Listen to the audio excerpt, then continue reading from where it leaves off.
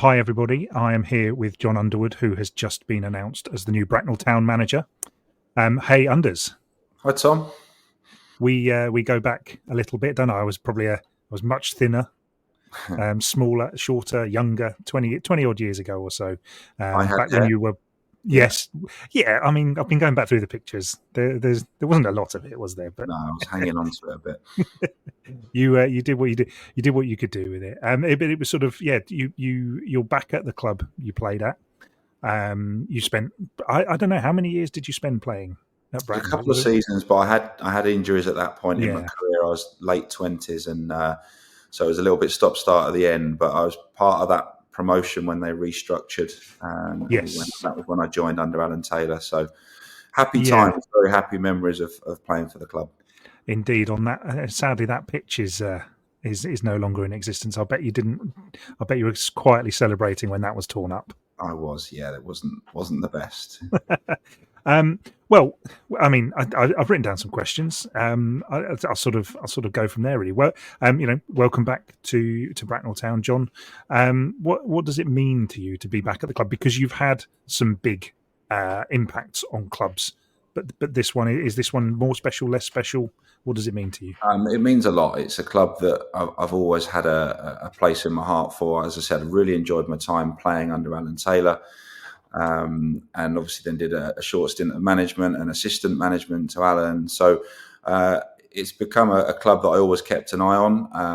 I lived in Bracknell for a time. I worked in Bracknell, so I still only live 15 minutes away. So and managed here with Sandhurst as well at Bottom Meadow, where we play now at Bracknell. So lots of links, and always a club that I kind of thought maybe one day I would go back and manage. And obviously this opportunity's come up, and it was really too good for me to turn down. So when I obviously saw that the job was available, I put myself forward, and really, really pleased to have been given the job.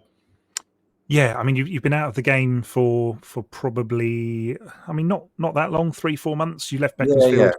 I've had a summer off, which is unusual for me, and as a family, we took the opportunity to get away for a longer holiday in August, which I never get to do. So I've got a little bit of a suntan, feeling refreshed. I've been back watching a few games, and this opportunity, to be honest, you don't really expect an opportunity to come up at the beginning of September. It's quite unusual. I wasn't expecting it, but it's come up, and I'm delighted to have got it. Obviously, you touched on that. You kind of started your managerial career with Bracknell. I was there. It was tough, wasn't it? It was I'm loath to sort of go, because I never knew what went on behind the scenes, but it was tough, wasn't it? It was a tough situation to be thrown into.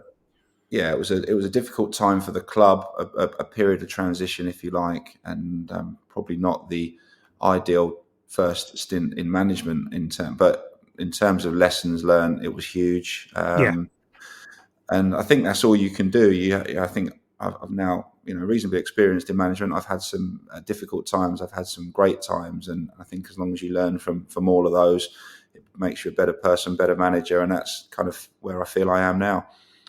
It always felt after that job, when the next job came along for you, which I think was Sandhurst, wasn't it? As you mentioned, like it almost felt like everything you've done since then has been successful from the outside. Was that sort of did that job turn out completely differently to you expected, or was there something specifically that you learned that what was kind of the catalyst for going on? Because you could quite easily have just gone, actually, this isn't for me. Yeah, I think I think at the time you take it really hard. I know when I left and I really sort of struggled, and yeah, you do, you doubt yourself, but sometimes those lessons you don't realise you're learning them at the time, but then when you reflect back, you do learn. And I went into Sandhurst actually just to help out Pete Browning and Steve Stairs, who ran the side at the time, and they were very good. They said, "Look, come in and stay involved," and really enjoyed it. I had a great group of players, and then when Pete moved on, I took it over and was relatively successful. We had no budget really at the time, and we were competing against sides that do local sides, so it made hard to recruit. But I think I left the club sort of 6th, 7th in the league, and we were well established in the league at that point. And then obviously moved onwards and upwards really, and that, as you know, kind of coincided with myself starting to work with my best mate, Mr. Baker, Neil Baker, and we went into Godalming and had kind of 2.5 seasons there, and 2 playoff campaigns, which we didn't get promoted, but 2 playoff campaigns, and then we got the opportunity to go across to Slough, and that obviously was where probably things really took off. Well, I was going to ask this later, but whilst we're talking about Mr. Baker, is there any temptation to reunite with him either at Bracknell or elsewhere? Did you talk to him about coming to Bracknell? Yeah, we talk every day. We obviously talked about this opportunity, and I think he's really enjoying his time at Farnborough at the moment, assisting there. I think taking a step back from being the one who the results sit on. He's quite happy with that at the moment, and he's it's local for him. He lives in Farnborough, and it's obviously a great level of football, the National South. So, no, we did talk, and I think at some point we will get together again and manage again. It's not like we've had a big fallout or anything. We speak all the time, and he'll be of value to me in this role, and I advise him on things, he advises me. So that's what mates do. But yeah, we talked about this, and I'm sure at some point we will, like I said, we'll get together. And but for the moment, it's myself, and I'm really looking forward to it. As an aside, and I'm not really asking for comment, but Farnborough certainly had an interesting week, haven't they? Yeah, I heard that was happening, and I think Spencer hasn't got a lot of love for that competition. No. So but I won't comment. Everyone will have their views on that. Yes, very well put. Okay, so I suppose you've competed against this particular Bracknell side, albeit they have lost a couple of players and there were some changes in the summer, but you've competed against them recently with Beaconsfield. You actually beat them last season with Beaconsfield. We can maybe have a discussion about how you pronounce Beaconsfield or Beaconsfield later, but does that help you hit the ground running? It does. I think I know the players. Obviously, a few of the newer players that have come in the last week that I didn't know, but I did get to the game on Tuesday at Marlow, which was really valuable to see the squad playing. But yeah, I know most of the squad. I managed Joe Dandy and Gabe George when I was at Slough, so I know obviously those two very well. But there's a lot of the players that have been regulars here for a few years I've come up against, and I'd say I've not managed them, but get on with them, and looking forward to working with them now, and getting to know the ones that I don't know so well. Yeah, I mean, obviously I was just putting together something for our own website, and I very quickly noted that obviously one of your former players, Dan Roberts, has recently just left. In the aftermath. Yeah, he's left before I had a chance to come in, which is unfortunate. Heard the rumours. Yeah, maybe he did and ran a mile. I don't know.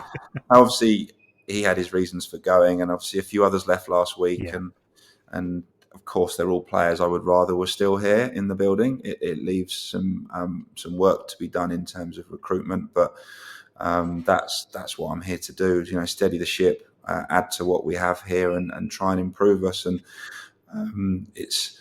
Normally, if you go into a job in September, you're normally rock bottom of the league with a point or two. And I'm pleased to say that I think we've got 10 from 7, which is a decent start. We're in the top half, so it's not a crisis. But clearly, the squad needs a little bit of work and probably a little bit of love and a little bit of stability now. And hopefully, that's what I can bring.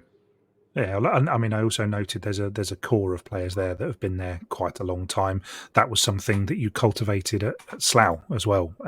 Players Yeah, that were there for a long time and perhaps occasionally went away to try their luck slightly higher and came back. So yeah. something I imagine that's something you're very much used to. Yeah, I like loyal players. Obviously, I like ambitious players, and I Mm. never hold players back. But I think if you've got a core of players that where the club means something to them, and I think that is the case here, then I think that's something you can tap into and build on. I think it's likely there's going to be some change in the next month. That's typical as well. When one manager goes, a new one comes in. There might be a couple more that decide they want to go elsewhere. It's pretty normal when this sort of situation happens that the vultures circle and other clubs put approaches in for players, whether legal or illegal. And so you're a bit vulnerable as a club. And that's, I think, why it's important that the club were able to get this done fairly quickly, get somebody in, and hopefully we Yeah. can hold on to all the best players and add to that group. In actual fact, just circling back to something you just said, actually, in that respect, it's possibly slightly easier when you're bottom of the league with no points. There is no one circling. No, true. No, that's very true. And then, no, there's some good players left, but there's still some very good players here. And I said at Marlow, I felt for the lads on Tuesday. They put in a really good effort, and Marlow obviously came back and nicked a point right at the death, and that was a shame. There's not two more points on the board, but Yeah, I can't complain in terms of the league position. I come in a good position, and the important thing is we've got a 10-day break now, so we've got some work to do for me to get to know the players and yeah, hopefully strengthen the squad. We've got a nice easy opener a week on Saturday against Tottenham, who are top of the table. So yeah, I know what's coming. They're a very good yeah. side. Came up against them last year, and they've only improved this year. So that will be a baptism of fire. But I'll look forward to that. I look forward to the challenge. Yeah, just Charlie Austin up front there, nothing to Yeah, worry about at all.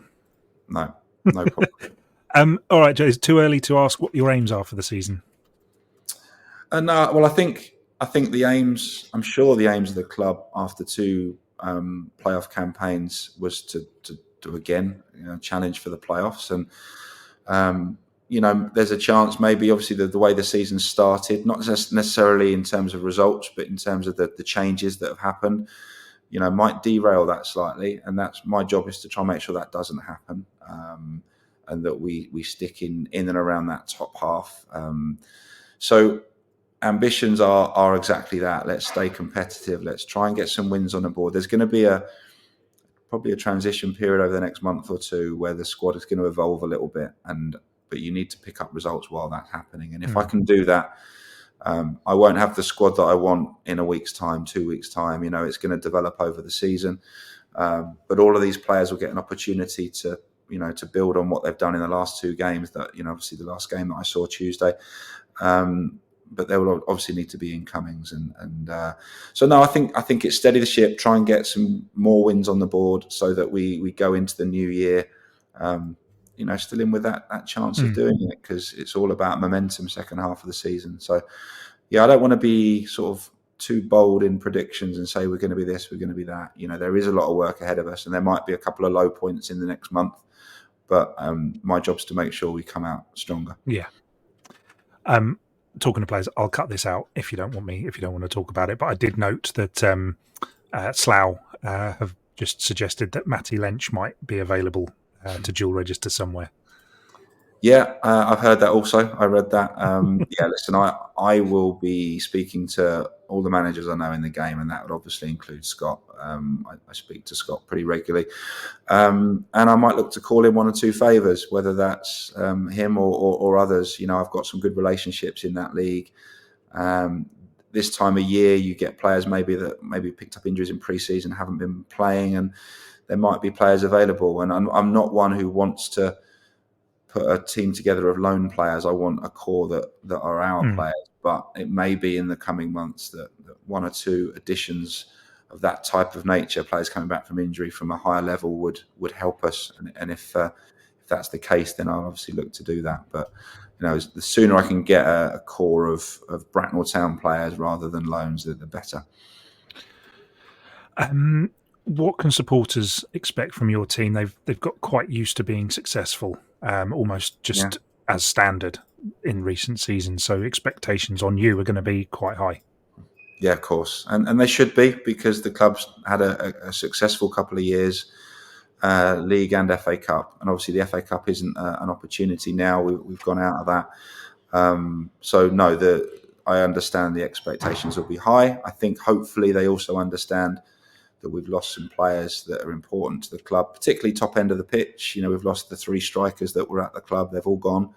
So they might need just to be a little bit patient while that transition happens. But what they can expect from one of my teams is a team that's together, that works hard, that an attacking team. I want to attack. I've looked at the team Tuesday, and they were obviously very short of attacking options. And Ethan Burden, who's a fullback by trade, playing as a left winger, he scored 2 in 2. So maybe he's got a new position there. But there were limited options going forward, and that's hard to win games with that being the case. So there's obviously some reinforcements needed at the top end of the pitch before we can really look to be winning games. And otherwise you do end up being a little bit defensive, because of I think the team had 7 defenders in it on Tuesday, and so no, I don't want to be a defensive team, but I think that the guys who set the team up Tuesday did that in the exact right way. They did what they could with the resources they had available, and I just need to try and give us more options now going forward. Yeah.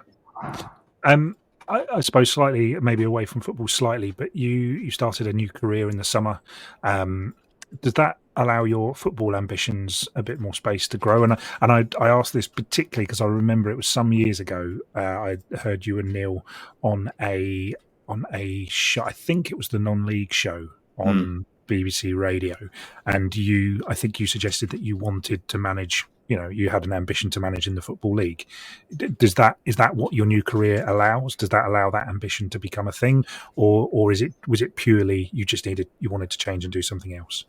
And you can tell people what your career is, because I don't mind you plugging it. Yeah, so I worked in a sort of corporate environment for 25 years. I took voluntary redundancy April last year. I just had enough of that. Wanted to do something I was more passionate about. So my passion is football, obviously, and fitness as well. And I'm doing a PT qualification and doing some. I've got a small business, Football Fit, so I'm doing sessions a couple of nights a week for people that want to get fit playing football. So yeah, I have more flexibility in my day, definitely, than I used to when I worked for a big corporate company. And when it was me and Bakes, he probably took more of the workload than I did, if I'm honest. And because it's a hard job being a non-league football manager, it takes a lot of time. So I do have more flexibility now with what I do now. So I do different bits of coaching. I also do some football coaching at Eton College a couple of days a week. So yeah, I think I am more flexible, and I think that will help me in this job to be successful.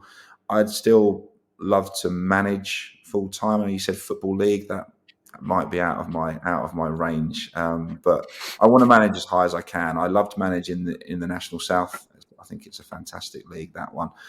And I think what I was really looking for realistically was for me to get back and manage at Step 3 and look for a club who's ambitious, who want to get into that league. And I've done that promotion obviously before, from 4 to 3 and 3 to 2. So I know what's required, and that's not me saying that we can do it this year. Obviously, that would be fantastic. But if we can't do it this year, it's can we do it next year? And the club, I know, is ambitious, but they want to do it in a sustainable way. And I'm not looking to jump from club to club every year. I want another home like I had at Slough, and to build something. So if it takes us 3, 4, 5 years, I want, and I know Andy as chairman wants to get this club up a level as soon as we can. So that's my ambition. I'd love to get back and manage Bracknell in the National South. Fantastic. Do you have any idea of who your sort of staff might be? That's an interesting one, because I've probably had 5 or 6 conversations with different people. I've got people that are keen to come in. I'm just taking my time because there's no game Saturday, and I'm taking my time to get the right balance of people in the management team. So obviously I do need to do that. My plan is to probably have that in place by the end of the weekend. So I'm taking training tonight. We'll do a session on Saturday with no game, which I will take, and I'll use that time to sort of finalise what the management team looks like, so that we can hit the ground running Tuesday, Thursday next week. So I don't want to rush into that, but I've got a number of people that are keen, whether they be assistants or coaches or different types of people, and I want to get that right. I want to take the time to get that right. If it's good enough for Lee Carsley picking up the cones before an England game, I'm sure it's all right. Fill the bottles up. I've done that. Yeah, no problem. And finally, just to wrap up, I guess there's probably a few familiar faces amongst the supporters still around the club that you may recognise. Do you have a message for them? I know you sort of preached patience a little bit in this. Do you sort of have something you'd like to say directly to them? Just that I'm really proud and honoured to have the opportunity to manage this football club. As I said right at the beginning, it's a club that means a lot, but it never means as much to anyone as it does the supporters and those long-term supporters that I know there's a few that I'll recognise, and I look forward to seeing them and having a drink after a game soon. Yeah, I can just promise I'll give you everything to make the club successful, build on some of the great work that's been done in the last couple of years here, and if I can take that on and take it one step further, that's my aim, and that's what I'll be working night and day to do. John Underwood, thank you very much. Thanks, Tom. Appreciate it.